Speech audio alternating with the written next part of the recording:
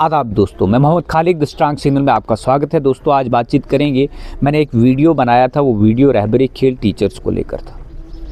वो रहबरे खेल टीचर्स को लेकर डायरेक्टली नहीं था, इसका कनेक्शन जो रहबरे खेल टीचर्स और unemployed youth physical education department के अंदर है उनको था, और इनको लिंक करने की ज़रूरत मुझे नहीं थी क्योंकि इनका लिंक ऑटोमेटिकली बनता है। क्योंकि जो 2019 में रिक्रूटमेंट हुई रहबरे खेल की, जिसमें किसी भी कॉन्स्टिट्यूशनल बोर्ड के तहत इनको रिक्रूट नहीं किया गया, इनको एक पॉलिसी क्रिएट की गई। उस पॉलिसी के तहत, जो पॉलिसी टेम्परेरी प्रोविज़न था और टेम्परेरी पॉलिसी थी, उसके तहत इनको रिक्रूट किया गया और उसमें बहुत सारे प्रोविज़न रखे गए। हमें उन प्रोविज़नों को डिस्कस करने की ज़रूरत नहीं है क्योंकि रहबरे खेल वाले खुद भी जानते हैं और अनएम्प्लॉयड यूथ भी जानती है कि उसके प्रोविज़न क्या थे। अब जो हमने खबर की थी, खबर इस तरह से थी कि ऑनरेबल हाई कोर्ट के अंदर ये मैटर सब जुडिश हो गया। बेंच के जस्टिस ने, हाई कोर्ट के जस्टिस ने इसमें सरकार से 4 हफ्ते के अंदर जवाब मांगा है और विदिन 1 वीक उस की कंप्लाइंस यानी जो नोटिस सर्व करना है वो रजिस्ट्री को कहा है कि इनको नोटिस सर्व किया जाए। और उसके अंदर ये भी क्लियरली लिखा है कि जितनी भी unemployed youth Jammu and Kashmir की है, अगर वो मेरा वीडियो देख रहे हैं, ये वीडियो हर एक तक पहुंचाएं कि आप अपनी रिप्रेजेंटेशंस सरकार को दें। और सरकार को क्लियरली कहा है कि जो भी रिप्रेजेंटेशंस इन्होंने दी हैं उनको कंसिडर किया जाए, या देंगे उसको भी कंसिडर किया जाए। और मेरी भी अपील रहेगी, जितने भी मुझे अनएम्प्लॉयड यूथ देख रही है, वो अपनी अपनी रिप्रेजेंटेशन बनाकर कंसर्न मिनिस्टर सतीश शर्मा को या कंसर्न कमिश्नर सेक्रेटरी या डायरेक्टर को अपनी सारी रिप्रेजेंटेशनें थ्रू ईमेल, जैसे भी जिस भी माध्यम से भेज सकते हैं, या ई ऑफिस के थ्रू सेक्रेटरीट से भेजे, वहाँ से आपको भेजने के लिए भी सुविधा उपलब्ध है, तो वहाँ से आप भेज दीजिए। दूसरी बात ये रही कि हम ये दूसरा वीडियो क्यों बना रहे हैं। बहुत सारे लोग ऐसे कमेंट भी कर रहे हैं और मैंने तकरीबन 5000 के करीब कॉलें रिसीव की। उतने मेरे व्यू नहीं गए, उतने लोगों ने वीडियो नहीं देखी, लेकिन इतनी मुझे कॉल्स आई कि आप फर्जी खबर यानी फ़ेक खबर चला रहे हैं। ये बिल्कुल फ़ेक खबर नहीं है। हाई कोर्ट का आर्डर कोई फ़ेक नहीं होता है, और हाई कोर्ट की कोई खबर अगर फेक चलाएगा तो उसको कंटेम्प्ट इशू होती है। तो हाई कोर्ट में अनएम्प्लॉयड यूथ के जो बच्चे गए हैं उनको ये रिलीफ हाई कोर्ट ने दिया है, मैंने नहीं दिया। अब बातचीत ये करते हैं कि इससे कंट्रोवर्सी जो क्रिएट हो रही है रहबरे खेल और अनएम्प्लॉयड यूथ के बीच में, मुझे भी कहीं कॉल्स और थ्रेट आई, लेकिन हम ज़रूर पहले रहबरे खेल के अंदर थे। हमने उस वक्त भी क्रिटिसाइज़ किया, अब माइक पकड़ा है, अब भी करेंगे, और उससे पहले भी क्रिटिसाइज़ करते रहे। क्योंकि ये जो पॉलिसीज़ जम्मू कश्मीर के अंदर बनती हैं, इन पॉलिसियों से जो ड्रॉबैक है वो पूरा एजुकेशन सिस्टम कोलैप्स हो गया आरईटी की वजह से। अब बात करें रहबरे खेल अगले आने वाले 10 साल तक इतना ड्रॉबैक रहेगा कि किसी को एम्प्लॉयमेंट नहीं मिलेगा जम्मू कश्मीर के अंदर, जितने भी अनएम्प्लॉयड यूथ है। उसके लिए अगर सरकार सोचती तो हम क्यों माइक उठा लेते। सरकार को सोचने के लिए, सरकार को कानून क्या है वो दिखाने के लिए, ट्रांसपेरेंसी लाने के लिए हम लोगों को आवाज़ उठानी पड़ती थी। लेकिन जब लोगों का साथ नहीं मिला तो हमने कहा माइक उठा लेते। तो अब हमें ये माइक उठाने का अधिकार कानून ने दिया है और हम अपना काम दोनों पक्षों को दिखाकर करेंगे। आप मेरी वीडियो देखते रहें, मैं आपको बताता हूँ कि इसके अंदर कानूनी क्या सुप्रीम कोर्ट की गाइडलाइंस हैं कि सुपर न्यूमरेटरी पोस्टें 2 साल से ज़्यादा आप नहीं क्रिएट कर सकते। 2 साल के लिए टेम्परेरी सुपर न्यूमरेटरी पोस्टों की क्रिएशंस होती है, लेकिन आपकी पॉलिसी 7 साल की है। ये तो आपके साथ अन्याय है जो रहबरे खेल में लगे हुए लोग हैं। लेकिन वहीं पे जो मेरिट बेस रिक्रूटमेंट होनी थी वो मेरिट बेस रिक्रूटमेंट नहीं हुई। वो इस वजह से नहीं हुई क्योंकि ये परसेंटेज के बेसिस पे सिलेक्शंस हुई, उसके बाद वाइवा हुआ, वो भी कोई ट्रांसपेरेंट मैनर से नहीं हुआ, क्योंकि मैं खुद इसमें बैठा हुआ था। अब उसके बाद बातचीत करें कि अब इशू क्या आ रहा है। सुप्रीम कोर्ट की क्लियर कट गाइडलाइंस हैं कि जो भी टीचर आइंदा टीचर लगेगा या पहले से जो लगा है, डबल बेंच की गाइडलाइंस है, उसको एक सेंट्रल एलिजिबिलिटी टेस्ट क्वालिफाई करना है।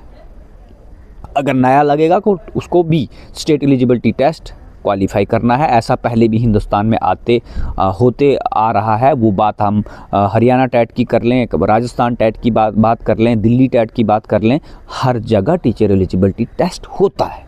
लेकिन जम्मू कश्मीर में नहीं होता है। अगर जम्मू कश्मीर की सरकारों ने ये गलतियां की हैं तो उनको सुधारने के लिए भी सरकारें ही सुधार करती है। वहीं पे ऑनरेबल कैबिनेट मंत्री जी सतीश शर्मा जी बयान देते हैं कि हम इनको स्टैग्नेट मैनर में परमानेंट करेंगे। वो भी कोई गलत नहीं है।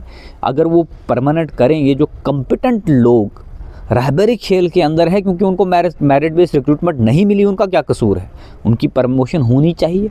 लेकिन अगर 3000 के 3000 में से जो 2700 लोग थे उनको सबको परमानेंट कर दिया जाएगा, उनकी कॉम्पिटेंसी कैसे चेक होगी और हमारा एजुकेशन सिस्टम कोलैप्स हो जाएगा। जिस वक्त उनको अपॉइंट किया उस वक्त भी चेक नहीं हुई। अब अगर आपको उनको प्रमोशन परमानेंट जॉब दे देते हो, ऐसे ही लोग परमानेंट RAT वाले भी हुए और इस वक्त एजुकेशन सिस्टम कोलैप्स हो चुका है। और अगर ऐसे ये भी आए इसी तर्ज पे, तो इससे बहुत बड़ी समस्या हो सकती है कल को आने वाली सरकारों को। जैसे डेली वेजरों को अपॉइंट कर दिया हुआ, इस वक्त कोई भी प्रावधान नहीं है। सुप्रीम कोर्ट की गाइडलाइंस है कि जो क्रिएटेड पोस्ट के अगेंस्ट नहीं लगा है उसको वो कोई भी प्रमोशन आकर हाई कोर्ट में क्लेम नहीं कर सकता। वहीं पे बात करें जो अनएम्प्लॉयड यूथ फिजिकल एजुकेशन की है, 2019 से कोई भी रिक्रूटमेंट परमानेंट नहीं हो रही है। हालांकि मास रिक्रूटमेंट जो 2010 में हुई थी, 2010 के बाद फिजिकल एजुकेशन में कोई भी मास रिक्रूटमेंट नहीं हुई है। यानी 10 से लेकर आज तक 16 से 17 साल हो गए मेरिट बेस पे कोई भी रिक्रूटमेंट फिजिकल एजुकेशन डिपार्टमेंट के अंदर नहीं हो रही है। जो अनएम्प्लॉयड यूथ उसके बाद मास्टर्स कर रही है, PhDयाँ कर रही है, नेट सेट कर रही है, सारे 52 तो सारी पोस्टें आई PTI की, और उसके बाद अगर बात करें लेक्चरर की 24 पोस्टें टोटल आई। तो मास रिक्रूटमेंट जो होनी थी वो टीचर की होनी थी। Health and wellness subject college के अंदर आया, उसमें कोई रिक्रूटमेंट नहीं कर रहे हैं। उसमें एलिजिबिलिटी MBBS और फिजिकल एजुकेशन है। वहाँ पे गेस्ट फैकल्टी से पूरा जम्मू कश्मीर चल रहा है। तो इन चीज़ों पे सरकार का ध्यान लाने के लिए, यहाँ के लोगों को जगाने के लिए किसी को तो बात करनी पड़ेगी। तो अगर हम बात कर रहे हैं तो हम दोनों पक्षों की बात कर रहे हैं। जो अनएम्प्लॉयड यूथ है उनको आर्टिकल 14, 16 और 15 का वायलेशन है। कंसिस्टेंसी में कॉन्स्टिट्यूशनल गारंटी है हिंदुस्तान के लोगों को, अगर वो जिस पर्टिकुलर फील्ड में डिग्री लेने के लिए इतना पैसा खर्च रहे हैं कि हम इस पर्टिकुलर फील्ड में मेरिट बेस पे जॉब लेंगे, जब उनको मेरिट बेस पे रिक्रूटमेंट नहीं मिल रही है, इक्वल अपॉर्चुनिटी नहीं मिल रही है उनको कंटेस्ट करने के लिए, तो आर्टिकल 14 का वायलेशन है।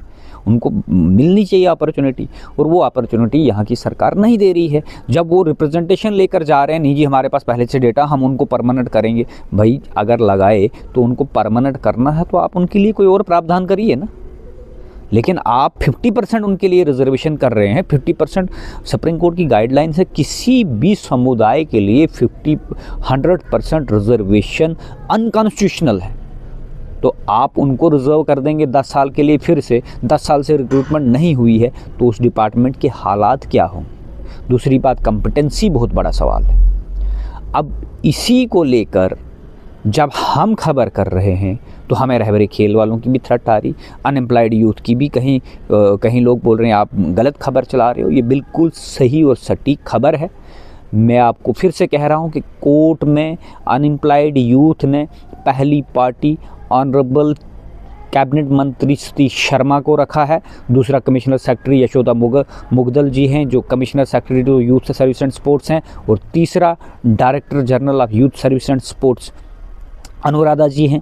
और ये चेयरें हैं, ये तो कोई नाम नहीं है, लेकिन चेयरों पे इस वक्त जो बैठे हुए व्यक्ति हैं उनकी मैं बातचीत कर रहा हूँ, और उनको कोर्ट ने जवाब मांगा है। और जवाब जब मांगा है तो ये हकीकत है कि अब मैटर सब जुडिश हो चुका है। अब उसमें असेंबली में कोई भी बिल तब तक पास नहीं हो पाएगा, कोई भी चीज़ नहीं होगी जब तक इनकी कंसिडरेशन नहीं होगी। अल्टीमेटली ये है कि कोर्ट से क्या रिलीफ मिलेगा, कितने साल लगेंगे, 2 साल लगेंगे, 4 साल लगेंगे, लेकिन जम्मू कश्मीर के अंदर कोई भी रिक्रूटमेंट नहीं होनी हो या कुछ भी होना हो, वहाँ पे मैटर सब जुडिश ही रहते हैं और कुछ नहीं होता है। बाकी इनकी भी सरकार निकल जाएगी, ये मैटर सब जुडिशरी रहेगा। अगर कल को रहबरे खेल वाले भी, उनको भी पूरा अधिकार है, वो भी कोर्ट जाएंगे, तो कोर्ट सुनवाई करके अगर कोई फैसला दे भी तो सरकार फिर डीबी में चले जाएगी। जब डीबी फैसला सुना देगी तो फिर सरकार 10 साल उसको इम्प्लीमेंट नहीं करेगी, फिर आप कंटेम्प्ट में जाओगे। तब तक 10 साल निकल जाएंगे, सरकारें बदल जाएंगी और ये मैटर ऐसे ही चलते रहेंगे, क्योंकि जम्मू कश्मीर में ऐसा ही होता है।